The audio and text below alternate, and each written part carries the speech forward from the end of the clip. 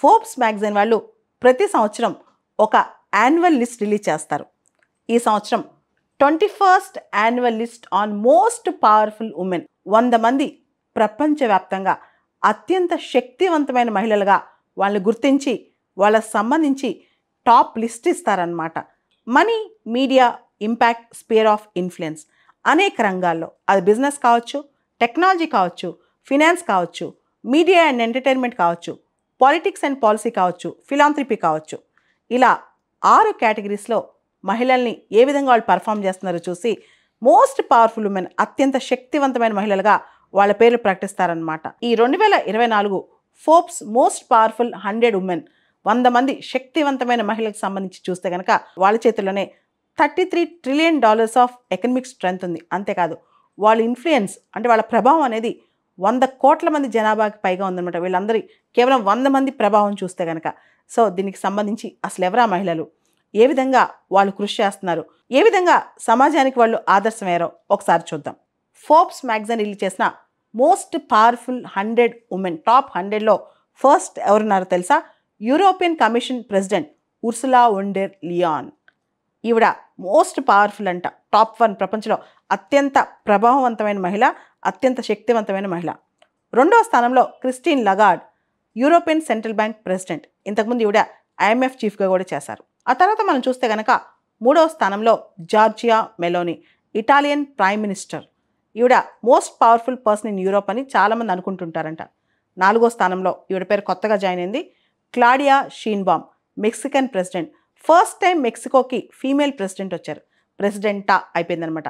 మొదటిసారి అలాంటి కంట్రీలో ఒక ఫీమేల్ ప్రెసిడెంట్ రావటం అనమాట. క్లాడియా షీన్బామ్ ఇప్పుడు కొత్తగా వార్తలోకి వచ్చారు. తర్వాత 5వ స్థానంలో మేరీ బర్రా. ఈవిడ US ఆటోమొబైల్ సెక్టర్లో రాణిస్తున్నారనమాట. ముఖ్యంగా ఎలక్ట్రిక్ వెహికల్ రంగంలో ఈవిడ టాప్లో ఉన్నారు. 2025 కల్లా జనరల్ మోటార్స్ నుంచి 1 మిలియన్ ఎలక్ట్రిక్ వెహికల్స్ ప్రొడ్యూస్ చేయాలని చెప్పి ఈవిడ టార్గెట్గా పెట్టుకున్నారు. ఈవిడ 5th most powerful women in the world, Mary Barra. తర్వాత 6వ స్థానంలో Abigail Johnson. Abigail Johnson Fidelity Investments అనే సంస్థని 2014 నుంచి ముందుకు తీసుకెళ్తున్నారు. She is the most powerful women in the financial sector అనమాట. ఆర్థిక రంగంలో ఆవిడ అత్యంత ప్రభావవంతమైన నాయకత్వ లక్షణాలు చూపించిందంట. 7వ స్థానంలో జూలియా స్వీట్. 2019 నుంచి యాక్సెంచర్ గ్రోత్ కోసం కృషి చేశారు. యాక్సెంచర్ CEO కూడా, నార్త్ అమెరికా హెడ్ కూడా అనమాట. యాక్సెంచర్ కంపెనీ గ్రోత్ స్టోరీలో ఈవిడ కీలక పాత్ర పోషించారంట. ఆ తర్వాత 8వ స్థానంలో మెలిండా ఫ్రెంచ్ గేట్స్. ఈవిడ ఫిలాంథ్రపిస్ట్, బిజినెస్ ఉమెన్, మహిళా హక్కుల కోసం, మహిళా సమానత్వం కోసం పోరాడే మహిళ. 9వ స్థానంలో MacKenzie Scott. MacKenzie Scott American philanthropist, novelist. 10వ స్థానంలో Jane Fraser, Citigroup CEO. ఈవిడ కూడా మోస్ట్ పవర్ఫుల్ ఉమెన్. వీరే కాకుండా చాలా ప్రసిద్ధ గాయని టేలర్ స్విఫ్ట్. ఈవిడ ద ఎరాస్ టూర్ కూడా ఒక సిరీస్ కూడా రీసెంట్గా మొత్తం చాలా దేశాలు తిరిగి కంప్లీట్ చేశారు. ఈవిడికి 23వ స్థానం. Opera Winfrey. ఈవిడ మీడియా బిజినెస్ ఎంపైర్ని తను సృష్టించారు. చాలా ప్రభావవంతమైన మహిళ, చాలా కష్టపడి పైకి వచ్చిన మహిళ. ఓప్రా విన్ఫ్రేకి 33వ ర్యాంక్ వచ్చింది. ఇకపోతే మన భారతదేశం విషయానికి వస్తే మోస్ట్ పవర్ఫుల్ ఉమెన్ ఫోర్బ్స్లో టాప్ 100లోనే పవర్ఫుల్ ఉమెన్లో 28th స్పాట్ ఇండియన్ ఉమెన్కి వచ్చింది. ఎవరో తెలుసా? మన ఫినాన్స్ మినిస్టర్ నిర్మలా సీతారామన్ గారు. ఆ తర్వాత 81st, 82nd పొజిషన్స్ కూడా భారతదేశానికి వచ్చాయి. మొత్తం 3 పొజిషన్స్ వచ్చాయన్నమాట. ఒకటి 28th, 81st అండ్ 82nd. 81వ స్థానంలో రోష్ని నాడార్ మల్హోత్రా. ఈవిడ HCL టెక్నాలజీ CEO.